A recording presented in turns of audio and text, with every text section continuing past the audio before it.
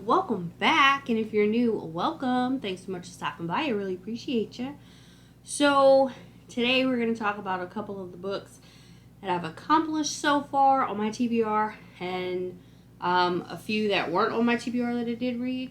So, for the ones on my TBR, the first one I had,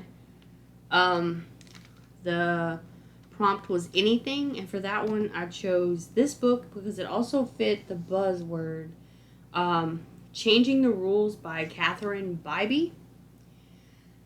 I really enjoyed this one. This one was about Claire and Cooper. Claire and Cooper work together. There's a few years difference in their age, and Claire kind of had it rough. I think they all kind of did, but mainly, like, they talk about her story, obviously. She was sent to this school, and she was trained for things that you can do to work for a security company, etc. Well, anyway, the guy Cooper, he works there too, but like 6 years ago, he was sent to the London location. Well, Europe, I think it was like, anyway. But regardless, he was sent over there, and we find out it's because part of it is his feelings towards her at the time. She was only 18, like she was technically legal, but he felt like the age gap was a thing. I want to say they had like 5 years maybe, something like that. It's not even a huge age gap. Anyway, so the point of this book is that everybody's back, and the police come to them and are like, hey, we need assistance from the security company. There's like some trafficking going on, and it seems to have gone underground, and they can't find the source. So, two of the girls, Claire and another one, pose as high school seniors, and then Cooper is a teacher, and we get to watch their day-to-day interactions, along with how they work with the people at the school that they're with, and see how they're going to solve this whole thing and figure out who's in charge of this trafficking. All in all, I enjoyed it. It was an easy read. It was a little slow for me at first, but once it got to the goods, I was rolling. Definitely worth a read. And it is a series. I'm not sure how many books are in it. This is just book 1. But I think I will be continuing my way through this because it was a good one. And I got this book from one of the book boxes I did. It was a signed copy thing. The only thing that makes me a little sad now is my child spilled some chocolate milk. And so the first that much has chocolate milk on it. But hey, I still have a signed copy, right? That's all that matters. And then the other book that was on my TBR was The Secret Bridesmaid by Katie Burchell. I'm not sure. But I finished this one last night. Absolutely loved it. Again, slow. It took me like 2 weeks to read this book, and it's not even that big. It was just because, like, when she was gearing up for certain things, it just wasn't that interesting to me. I wanted, like, the whole point of the plot. It took forever for me. That's just me, though. But this one she is a professional bridesmaid. She decided to go with that career route because I believe it was her cousin, because she's an only child. Her cousin was like, you're really good at this. She helped her with her wedding because, like, she was freaking out. So what she does is people contact her. She comes up with some type of story of how, the BFF of the bride come up with something realistic that nobody would be like, oh, she's lying. And also it kind of puts you where you don't have to have a wedding planner. She just helps you along with little tasks, which I thought was awesome. Like something as simple as, hey, can you help me pick out invitations or napkins or whatever? She's there for it. So in this book, we get to meet quite a few of her brides. We don't go through the actual wedding ceremonies with them, but we kind of see the build up and like some of the requests she gets. Some of them are normal, some of them are a little out of it. But she gets this one client that she's she's really hoping that this client opens up the door for her for so many things. And it is a royal family, I guess you can say. The ladies, the lords, like they hold a position. And this bride is just something else. And at points, I was like total bridezilla. But like once she starts revealing kind of why she took the route, like what's going on in her personal life, you kind of feel for the bride.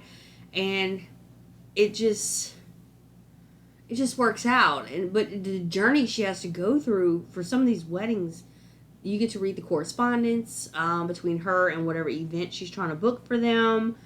And it's just kind of a behind the scenes thing. And there's some funny parts. Some parts you want to punch somebody in the face. Some you just want to cry a little bit with the character. But overall, I enjoyed it. Absolutely enjoyed it. If they ever come out with a second book for that, I'll probably read that too. And then the other book that was on my TBR is Fable by Adrienne Young. And I DNF'd it. I got to about 38% of that one. And it's just, I don't know if it's just not the right time for me or it's just not the right book for me.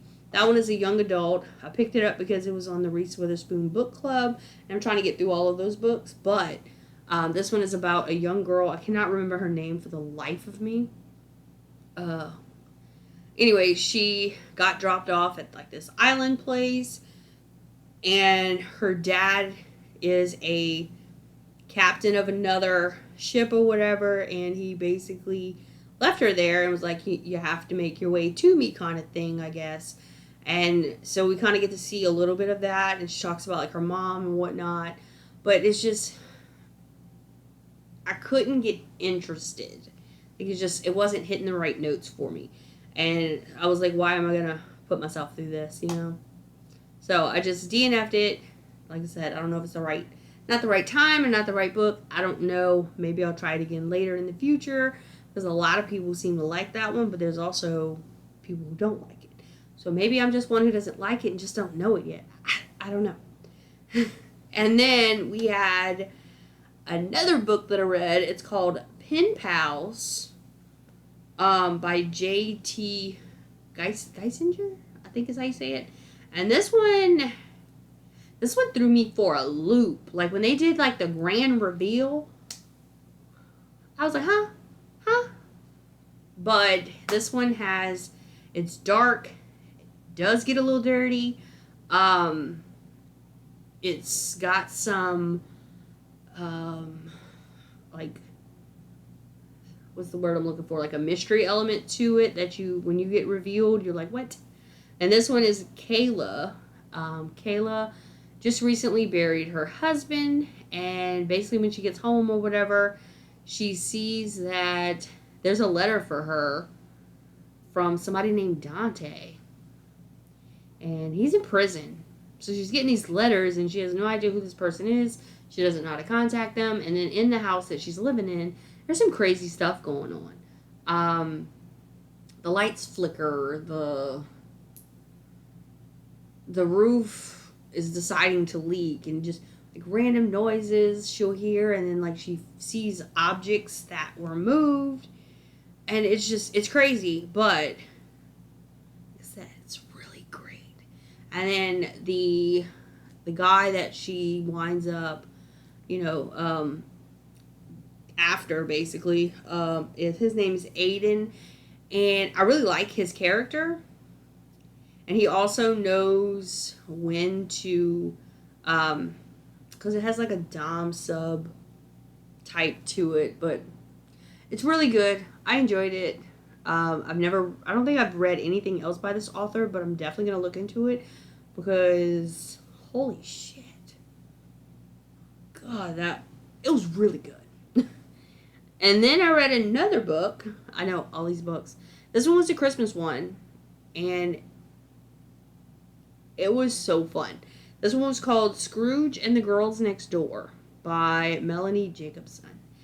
And this one is about a single mom named Paige.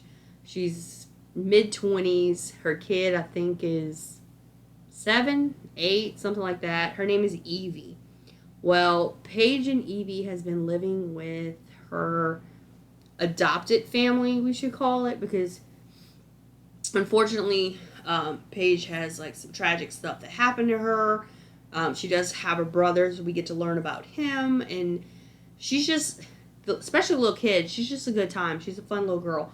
And then she winds up finally that stroke of, I'm an adult, it happened, let's do this. She winds up buying a house on this specific street. And we have a street like that here. Literally, there's a sign out there, like it's called the Spirit of our where we live at, and this street is like mega Christmas, and it kind of reminds me of that. Like if something were to go wrong, like I feel like those neighbors on that street would do the same thing. So anyway, she lives next to this guy named Henry. Henry is a professor at the college, and he's very neat. He has a schedule he keeps to. He dresses a certain way, and he's a Scrooge. He is definitely a Scrooge. But he did have something happen to him that caused him to feel this way. So when you learn about that, it's sad, but you might giggle. I'm going to just say that once you hear his backstory. But the house he's living in is his grandparents. He inherited it. And this is, like, he used to come here all the time with his parents. And, like, since they died, he hadn't come back. And he finally does. He moved in. He had a great thing. The house next door was for sale. And then this girl comes and she buys it. And all his specific scheduling, like, everything just kind of goes out of whack for him. And he just doesn't know what to do about it. But Paige and Henry are kind of, the love, whatever. And it's kind of like, are we going to see him not be a Scrooge anymore? Will this little girl who is so amazing win him over? Definitely a good read to get the Christmas juices flowing, and absolutely adored it. Kind of has like a Clark Griswold feel to it, so if you like Clark, you might like this one too. And then the last one I read was Corrupt by Penelope Douglas. This is part of a series. I think it's like 5 or 6 books. I'm not sure the exact number. So I read this one. I've already started on the second one. But this one is about a girl named Erica and a guy named Michael. And Erica has been part of this Michael's family for I don't know how many years at this point. Their parents were friends, so automatically the kids were friends. Her dad did pass away, and her mom's kind of a train wreck after the fact. So this family basically has a room at their house for her. These are like big wigs, big house, big money. And she's always had like a little thing for Michael. Like that's who she wants. But like there was, again, the age gap thing. I forget how many years their differences are. But she winds up dating his younger brother. And there's some stuff that kind of goes down 3 years prior to this book coming out. Basically, him and his friends are considered the Four Horsemen. Some stuff went down. They got locked up. And they think it's like they're blaming her. Like it's her fault. And they said, we're out of prison now. You have to pay. And they had to figure a way to make that happen. Well, the guy, at this point, she claims she's not dating the brother. Like, she told him it was over, but he still thinks they're together, all this stuff. So he goes off to the military, and at the time, she's transferring colleges to, I don't know if it's closer or further. I forget the detail on that. But anyway, Michael is a professional basketball player. And these guys are his buddies. And Michael figures, okay, she'll be in my area. She'll have nobody to protect her. And payback is a bitch. Like, that's the game plan we're going for. But whenever they start their shenanigans and stuff, you kind of get the creepy feels. But when the big reveal comes, you're like, holy crap. Didn't see that one coming, but it did. And this one It's got some spice in it. Penelope Douglas, we know how she does. It was a good storyline. I think I devoured this. This is like, how many pages is this? Almost 500. Like, right at 500, pretty much. I read that in like a day and a half. And that's because I had the adult in between. If I wouldn't have had the adult, I probably could have got it done in a day. But Penelope, I absolutely love pretty much anything she's ever written that I've read. I read a few of her books and loved every single one. So I'm excited to continue with this series and see where it leads. Like the first book is pretty much Michael's book. The second book is another one of his friends. Like, it focuses more on that. So I'm thinking each book is going to focus on one of the four. And then I don't know what the books after they're going to focus on, because from what I can gather, there's only 4 of them. So I would think 4 books, but there's more than 4. I know that much. So I'm just going to have to keep on trucking through this series to see what happens. So yeah, those are all the reads that I've recently done. As far as my TBR goes, will I make it this month? Possibly. The only other books that I had on here was the Christmas story, it's a story from an anthology, and I have the Christmas book that I got. That was the charity book. Excuse me. I'm working on the first story in that one. And then I'm currently listening to The Last Time I Lied by Riley Sager, however you say it. That one's pretty good so far. And then the last one that I haven't even started yet, but I'm hoping to finish The Last Time I Lied tomorrow, which would be Saturday. Yeah, today's Friday. Saturday, and then possibly by Sunday I can start the last book, which is A Discovery of Witches. And this one's pretty thick too. How many pages is this? 579. So will I finish it? I don't know. I guess it just depends on how exciting it is. But yeah, so those are all the books that I've been working through. I didn't complete September TBR or October, so I'm determined to get November's. At least have everything started, ready to truck on through. And then December's right there, y'all. Like, this year is just going. So I guess we'll see what December brings as far as the TBR. Hopefully I can get some more Christmas reads, because I've been in the mood lately for a good Christmas read, and I found some free ones online, as like on Amazon, as well as Kindle Unlimited ones that I've been looking at. I think I did a video on it already. Gonna have to check and see. I think I did a Christmas video the other day. If I did, I'll link it below. I can't remember if I uploaded it or not. But with some other Christmas books in it. And then I found this whole series, but it's by different authors, which is awesome. I forget how many books is in it, but like all of the covers have the people with no faces, where it's just, the blank coloring, no noses or anything. And I'm curious to see how those books are, because they popped up as a recommendation for me. So yeah, those are some I'm hoping to get to as well. So yeah, I hope you guys enjoyed. Big thumbs up if you did. And I'll see you all next time. Bye, guys.